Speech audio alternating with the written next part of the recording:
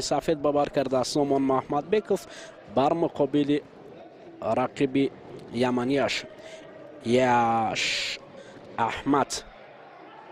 احمد مبارزه میبرد.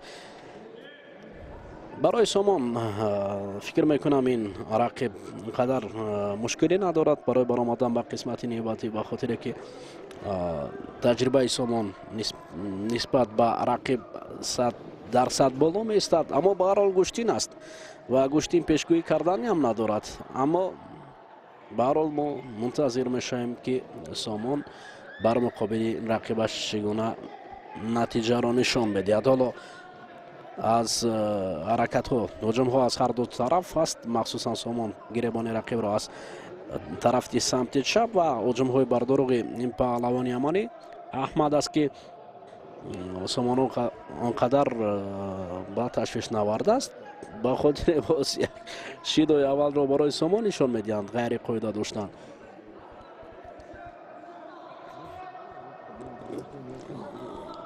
حالا اکنون ببینید در حال هجوم های پای در پای سامان برای شکست رقیب.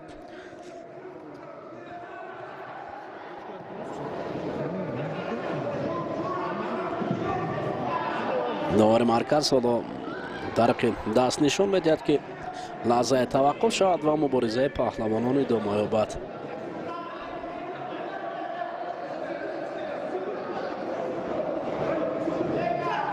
دوباره حجمه سمت چپ سمت راست و این اولین وزری به سود سامان محمدبekov است. وزری را باز پس گرفته می شود. امتیاز دادن برای سامان ندادند و حالا کار در زمین اکنون است. حالت اسای کامی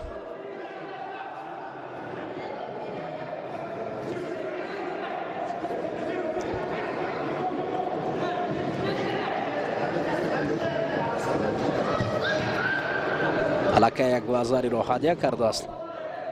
حالت اسای کامی و نزدیک به دومین و همین طریق اسای کامی در اینجا حالت داشتن رقیب سامان پیروز می شود. اما در وزن سامان برای به دست آوردن من باور دارم که سامان هنر خوب نشان میدهد، اما هنر خوبی سامان را ما بعدا خواهیم دید، به خاطر که در این وزن باید